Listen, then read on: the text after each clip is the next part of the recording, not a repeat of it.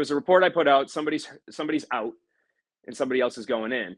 And so somebody wrote like Nolan King reports so-and-so is injured. And it's like, I never said he was injured. I said he was out. Like there was a travel issue. You know what I mean? So there's certain things like that that can get misconstrued, particularly too with like commission work and stuff like that. If people don't use the right terms, it can really, it doesn't change the whole meaning of what you're doing, but it can make it seem like I said something that I didn't. So that's really where I run into issues with those sort of accounts. So happy to be joined by my next guest, who is a very good friend of mine. He is a reporter for MMA Junkie and USA Today, as well as a contributor to Tapology. I'm so happy to welcome back on here to the MMA Industry Podcast, the MMA Industry Podcast 2.0. It is Nolan King. Nolan, how are you, man? What's going on, James? I'm doing well. I appreciate you having me back on. It's been a minute. I know we did this a while back, years ago, right? Like 5 years. So it's long overdue, but it's always great to talk to you, man. Thank you for coming on. And yeah, you're making me feel old. 5 years ago, it certainly was a while back here. But I always start the show off by telling or asking my guests, I should say, how do you describe what it is you do to people who don't understand MMA or don't watch MMA? Do you just say reporter? Like, how do you go about doing it?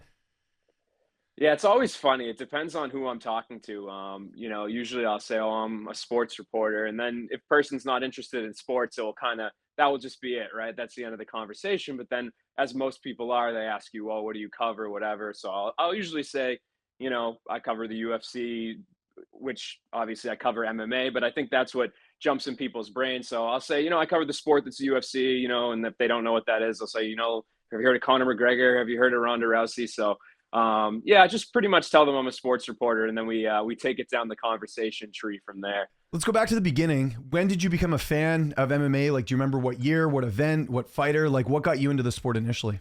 Initially, I was very casual. I remember being home sick from school one day, and I binge watched the entire marathon of The Ultimate Fighter or something that was on Spike that day. And that was back, I believe it was Tito and Shamrock, one of those seasons. I remember that. I remember seeing Michael Bisping on there. And so I was always kind of like growing up, I was a pro wrestling fan. So I had the video game from the UFC on PlayStation 2, I believe. So I was kind of very casual, right? Like I enjoyed it when it was on. And, I mean, hell, I could be watching a replay and I would think it was live, that sort of casual, right? But then eventually in 2010, when the UFC came to Boston or they announced that they were coming, I had always said like, oh, I want to go if they come here, if it comes to Massachusetts. So I bought tickets to that, and I knew some of the fighters, but I didn't really know the depth of it. And it was around the time that the UFC 2009 video game came out, maybe. So I bought that, and I learned a lot of the fighters through that, just playing that all the time online. You really got to learn like the divisions and who was in what. And so that gave me a good blueprint. And then the Fan Expo came in 2010. I went to my first UFC event with UFC 118 with Frankie Edgar and BJ Penn and Randy Couture and James Toney. And I think from there, it just became like as most of us fall into the trap, into the addiction, that's where it just became a weekly programming for me, man. I just became obsessed with it. And from there, it just umbrellaed into following everything to do with MMA. And so that was kind of the origins of my interest in it. Now, I remember you initially when you didn't even have like your full name on social media. It was just you were MMA Kings, and that's what you went by. And then I know later it came with Nolan King, and you obviously had your profile picture. Do you remember the first bit of content you did? Was it like, I know you started writing, I know now you do a bit of everything, but do you remember the first little bit of content? And was it for MMA Today, or was that after? I was trying to remember.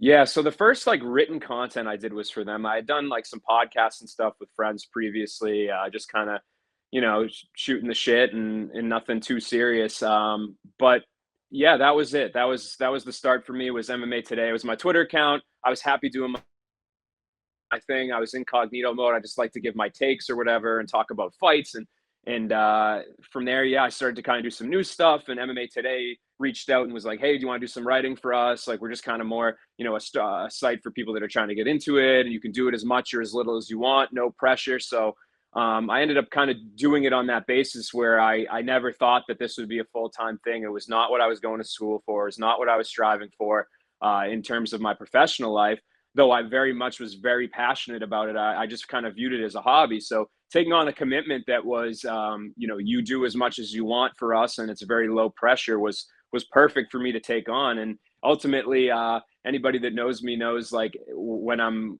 passionate about something, right? Like, I very much, my go at my own speed is kind of fast. So I became very much, all my free time was consumed by writing, by trying to learn more about the sport, to do interviews. And so from there, yeah, MMA Today was kind of the foundation of how I got started in the coverage side of things. And then you obviously started breaking fights. We had Marcel on here as well. He's sort of known for that. You guys are sort of the two pillars in the industry as far as I'm concerned when it comes to breaking news. Do you remember the first fight you ever broke? Like anything like early on that you were like, okay, this is something I'm like really into?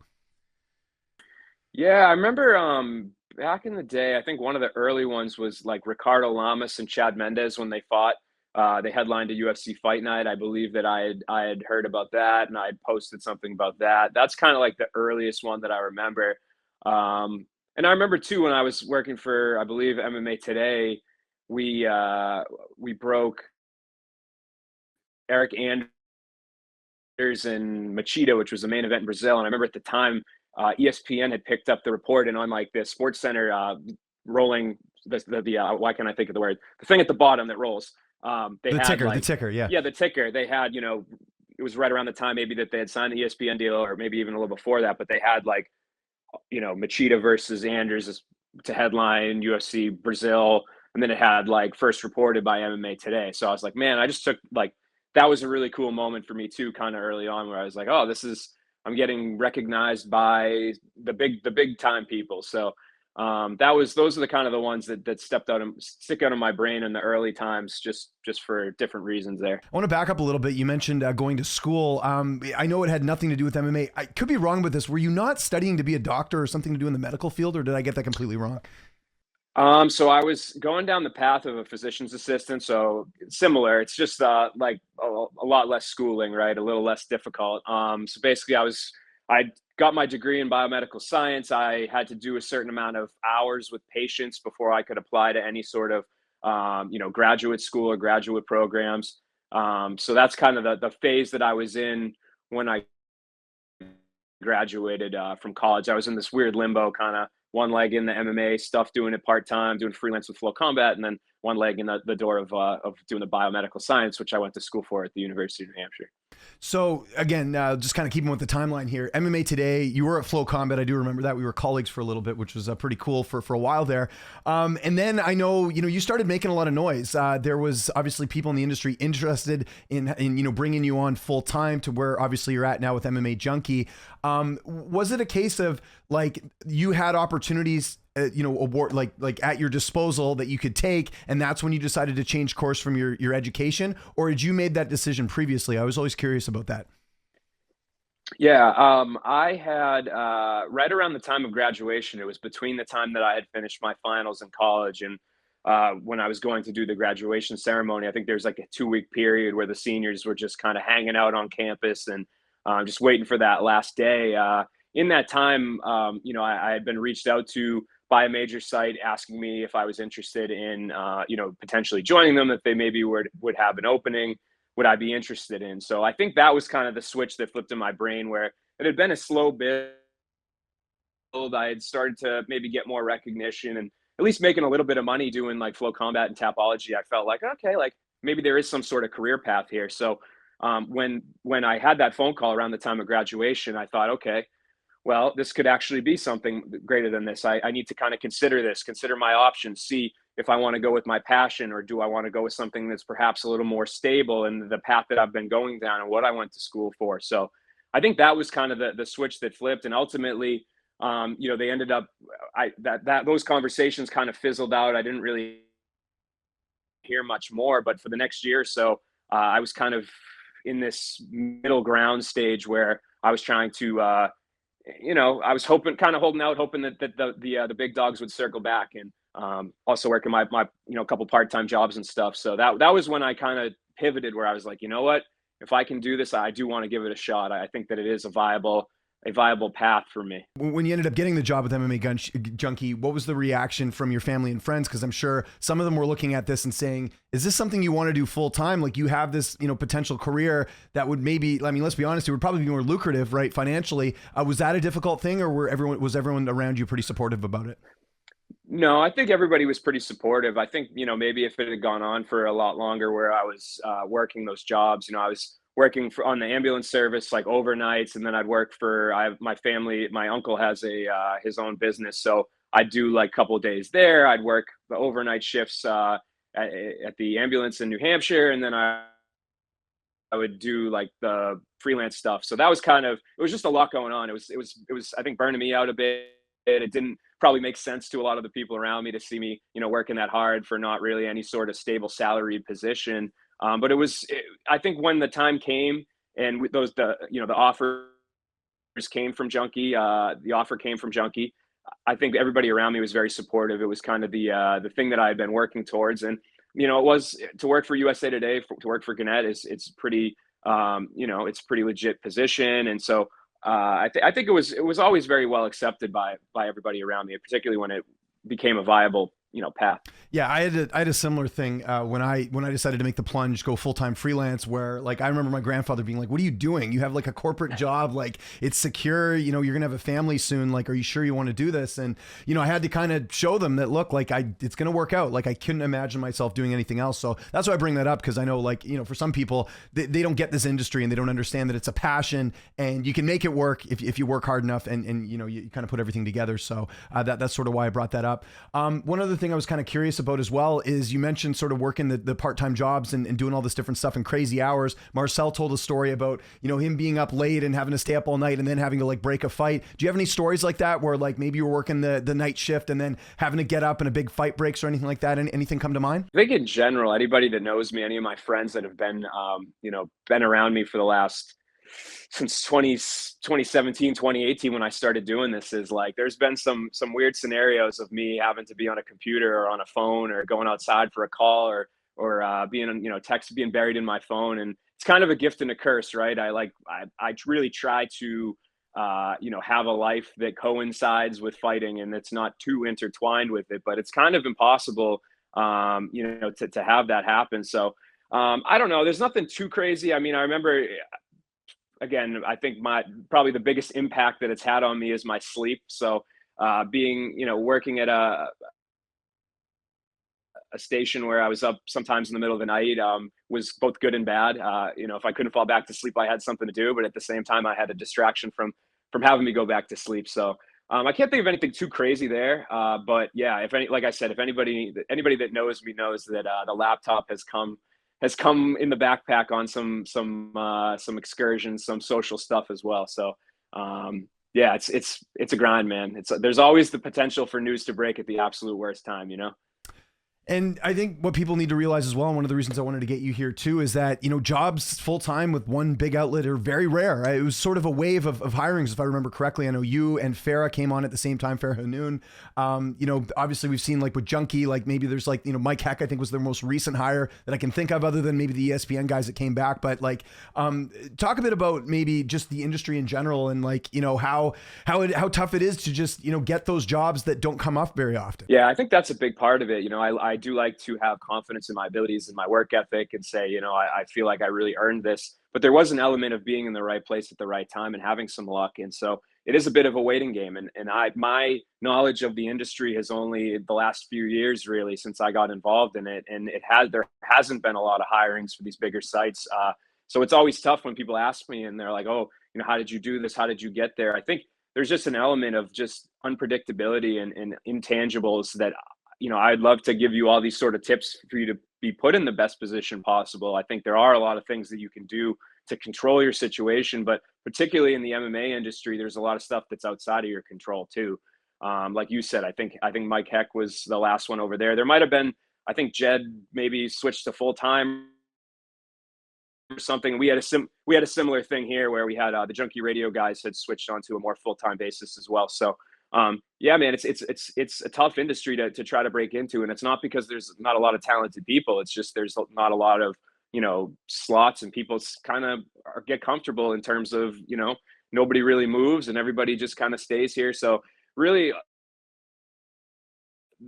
what ends up having to happen is, when we saw major players kind of come into the industry, like I got hired because the Athletic got involved and they ended up opening up slots at both, right? And like when ESPN got involved, that caused some movement. So things like that usually are where kind of the extra jobs or the openings come from. And so when there's a period of time where everything is just kind of stable or stagnant in the whole industry, in terms of like no new players coming in, that's when I think that it ends up being that there's these gaps where there's no hiring. And so that's always difficult, I think, for maybe some of the budding people that are right there that have to sit in that position for a little bit. My math is correct. You've been there 6 years, I think, right? Because you mentioned 2018, I think, is when you got hired. Is it- Yep, 5 years. So we talked in 2018. I think I was hired, shortly thereafter in 2019.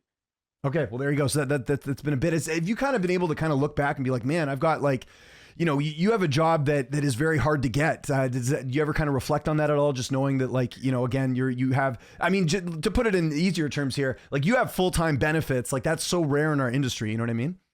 Yeah, for sure. I'm very lucky. I mean, I think to be able to get up every day, even when I have a really stressful day or a really long day or one of those days where I'm about to sign off and Dana White's face pops on Instagram and he's screaming at us that's fight's going to happen 3 months from now, and I have to stick around an extra couple hours, or if I'm sitting at some airport waiting for my third, for them to tell me for the fourth time that I'm going to be sitting around in either even another hour. Like there's certain times that I think any job can wear on you, but I always try to put it in perspective. Is like, man, I get to wake up every day. I get to talk to athletes. I get to watch fights. I get to pretty much get paid to do what I was doing. Get paid for what I was watching like a couple years ago. I was tuning into these pay-per-views as a fan. I was paying money. Now I'm getting paid to watch them. So I really try to keep a level head with that. I think it's, as humans in general, anybody can get frustrated or stressed or whatever, but I think having that switch that I can hit, like, look at what you do for work, that's always been very beneficial and helpful for my career. How do you balance the work-life situation? Because again, this is a very demanding schedule. I don't know how your schedule works in general. Is it very consistent or does it switch up? Tell me how you sort of balance that aspect of your life. Yeah, it's super all over the place in terms of what our week to week, like my schedule from week to week to week looks totally different every week. We all work 40 hours on a schedule that's determined, the week before. So some days I could work 2 to 10 shifts. Some days I could work 10 to 6. Some days I could work different shifts every day. So it can be super, a bit inconsistent, which can be good and bad. I mean, the good thing with that is they've always been super receptive and flexible. If I have a request, if I have a wedding I have to go to, if I want to go on a vacation or, have some weekend trip that I need to do. Like, I think in my junkie tenure, I'm not sure there's ever been a time where one of my like time off requests has been said no to. So the good thing about that is the fact that you're not really stuck in a box, but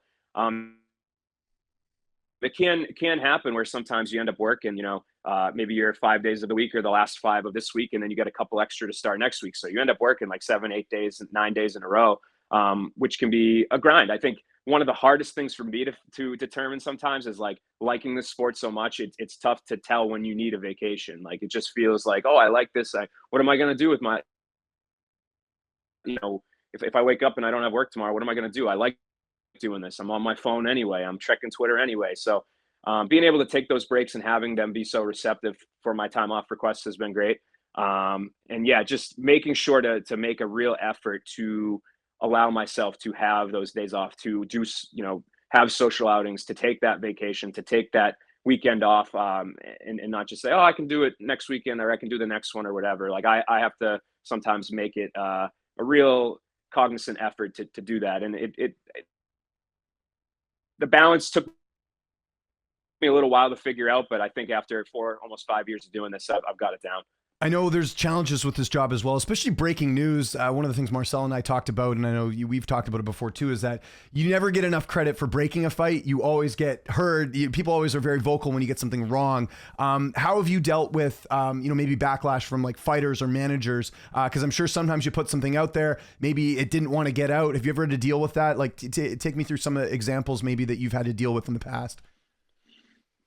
Yeah, I mean, I think there's always an element where in any sort of reporting, there's an amount of trust that goes into your sources, right? So I think familiarizing myself with my sources and kind of understanding how they operate and who they are, and that some of my closer sources aren't going to pull any sort of stunts has been super helpful, or just something for me to keep in mind that's been successful. I think in general, if you're always very clear, I think with your language in your reporting, and you're also very clear with your language when you're discussing whatever it is that you're reporting on with your sources, I think is really key. Being clear, being decisive, not trying to, I think there's an urgency, and I see it online from some people, of trying to be first and not be right, right? So maybe you should ask a follow up to a source to make sure that, oh, okay, like you got the paperwork for that, or just so I'm clear, like this is what you guys are doing next, or stuff like that. I think just being safe rather than sorry is big, and I know with the social media era and kind of some of these aggregator accounts and stuff, it's not as important sometimes to be right. But I think if anybody's looking to kind of take a similar path and work for a junkie or work for fighting or work for an ESPN, or one of the other outlets that provides these positions where you can do maybe more traditional sort of reporting, I think it's very I get the urge to try to get a scoop or to get some news or to do some reporting, but I think if you don't do it thoroughly and you don't do it right and you don't communicate, a lot can go wrong. So that would be my biggest piece of advice to people, is just if you feel like you are 99% sure on something, try to be 100. And when it comes time to report, make sure you use the proper language to speak to exactly how much you know. Yeah, very, very well said. And on that same note, this is something I think has got progressively worse over the years, and that is these fake fight announcements. I'm sure you see them all the time. A lot of these big Instagram accounts or whatever will post something. How much of a problem is it? And does it affect your work at all? Because I'm sure you have people messaging you being like, is this legit? And you're like, no. Yeah, I think it does get messy. And I think part of the problem these days too is like once in a great while there'll be somebody that is a random Twitter account that will post something and they'll be right. And it seems like I'm not talking about, there's some accounts that for sure they'll just throw out everything under the sun to try to seem like they're right. But there are occasionally like somebody's friend will post something, or somebody that's a person that's not necessarily a reporter, a media person that's really plugged into a certain scene, internationally, whether it's like Australia or Europe or whatever. So it has become kind of difficult sometimes to kind of we always have to keep in mind like that we don't necessarily know who's posting this, but it has become largely a problem. And what I don't like the most, I think my biggest problem has been when somebody will take my report or some news that I put out and they'll repost it, but they'll change the language, and the language won't be, when I said earlier, like it's important to communicate exactly what you know, they'll take it and they'll add something in that's not what I said, right? Like, oh, I remember there was one with I think it was when Song Yadong pulled out of the fight with Sandhagen. What was it? It was Sandhagen was supposed to fight Song Yadong, I believe, in somebody pulled out. So there was a report I put out. Somebody's out, and somebody else is going in. And so somebody wrote like, Nolan King reports so and so is injured, and it's like I never said he was injured. I said he was out.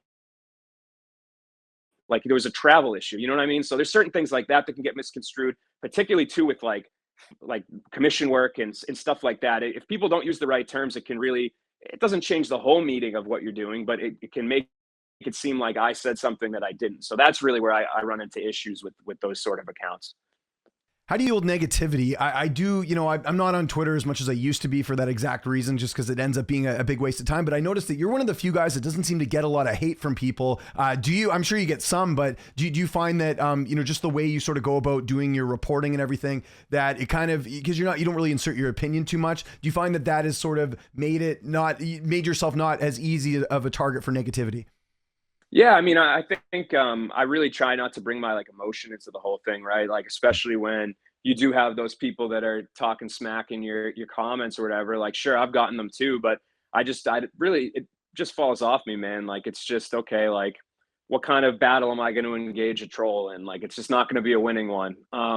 So yeah, I think I've always just been I've really much enjoyed like just putting out facts and covering things that I find to be important or things that people are interested in, and not necessarily injecting my opinion. Like if you ask me my opinion, I'll always give it. Like we do spinning back click every week for MMA Junkie on Mondays. Like I will always give my opinion on there when I'm asked, or if any fighters ask me questions, whatever. Like I'll always tell you my opinion. I just think sometimes I think it's best, especially on social media these days, to kind of just present solid reportings, present solid facts, and try to inform people. That's at the end of the day, that's a big part of my job. Out of everything you do, breaking news, doing interviews, going to events, what do you enjoy the most? Because you do a bit of everything. Yeah, I mean, the travel has been fun. That's definitely gone up over the past year or so, or couple of years. I've got to travel quite a bit, so that's been really neat to kind of see new places that I'd never go, and some of the places that were on my bucket list to travel, but the ones that weren't too. The places that I'm like, I probably wouldn't go to Kansas City, Missouri, but it was cool. They had great food. We had a good time. Like, you work hard out there, but you also get to maybe do one or two kind of things on your at night or whatever, and go to a bar with some of the other media members, or go to a good restaurant, or see some sort of not a, something that's there to do some sort of tourist thing. So that's been cool, but I do love the news stuff, man. I do love breaking news. I love the reporting on that, and I do also enjoy some of the commission work that I've done. That was something that was very foreign to me coming into Junkie, and after Steven Morocco left to go to MMA fighting a few years back, my managing editor Simon Simano asked me, "Hey, do you want to start handling kind of some of the stuff that Steven was doing? You obviously or have the ability to reach out to people and get information, so maybe there's some crossover skills there." And I think that's been great. Is It's been something that I've been very passionate about, and being able to kind of understand the sport at the level that it really truly operates behind the scenes, with some of these government agencies and rule changes and drug testing and everything like that. So that's been kind of maybe the more recent passion of mine, is reporting on that side of the sport as well. Yeah, and I gotta say, no one has covered the Cain Velasquez trial better than you. Including all the big outlets. You've been sort of on it from day one. How rewarding has that been in your career, especially with the way things have turned out for Cain? Yeah, it has been. The legal stuff is not necessarily my favorite overall. I think oftentimes it's kind of a grind, and it's having terrible conversations or hearing awful stuff. But the Kane thing in particular, it does have a sense of feeling like there. We write a lot of stories about things that are kind of inconsequential, right? Like something like that, there is more meaning to the work that is being done. So that's kind of what I keep in mind when I'm doing all this stuff, is like it's very meaningful. And so yeah, it's been, particularly with that, I feel like I've been very proud of the work that I've put forward, and been very consistent. I think that's another thing, is just making sure that you pay attention to all the court dates that are coming up. And even if, I would say probably 80% of them I sit through, is you go on, there's a 2-hour block that they have 100 people that they have to get through and call their names, and then they get to Kane's matter or Harry Gallart's matter, and it is 30 seconds of saying we're going to postpone this to later. So it could get very daunting when you go through like 8 in a row of those things, where you sit there for an hour and a half just to hear that the thing got moved till the next time. So being consistent with it, being thorough with it, has been keys for that. And yeah, man, it's been it's kind of something that I've found myself, like you said, I think the recognition from the outside has shown that I feel like I'm doing my job, which is great, especially for something meaningful. Let's do a couple fun rapid fire questions, and I got two more before we get out of here. We're almost hitting the 30-minute mark here. Nolan King, favorite athlete outside of combat sports? Ooh, I would have to say at this point in time, Patrice Bergeron. I know he's not active, but That's okay. I We'll think take it. the fact that his career just ended, yeah, the fact his career just ended, just such a good role model for everyone. And I think that what he did over the span of my lifetime, one of the few athletes that essentially in my lifetime competed here for 2 decades, just a prime example of what somebody should be that in professional sports. What's your favorite movie? It's a good question. I do like Shawshank Redemption quite a bit. I know that's kind of a No, we'll take it. We'll take it. Let's keep maybe moving. a generic answer, Favorite but, actor or favorite let's go with actress? that one. Um, You can also on the pass spot if you here. want. Can't think of one. That's a good question. Yeah, I'm gonna pass. I'm not a huge movie guy, so. Favorite TV show? Ooh, The Office. Favorite comedian? Um, Dave Chappelle. Favorite cheat meal or like meal you eat that you don't eat all the time? Ooh, Big fan of like pulled pork sandwiches, like barbecue, that sort of style. Okay. Favorite travel destination? Um, Hawaii. That's my favorite place I've ever been. Favorite animal?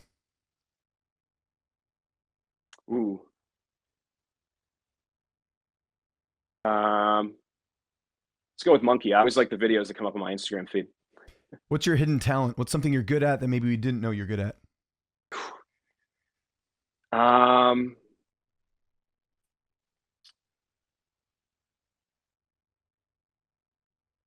I don't know, man. That's a good one. I don't really have many talents outside of fighting, but I did play basketball in high school. I did enjoy it, so let's go with that. And what's your biggest pet peeve? Um, People that don't use their blinker in traffic.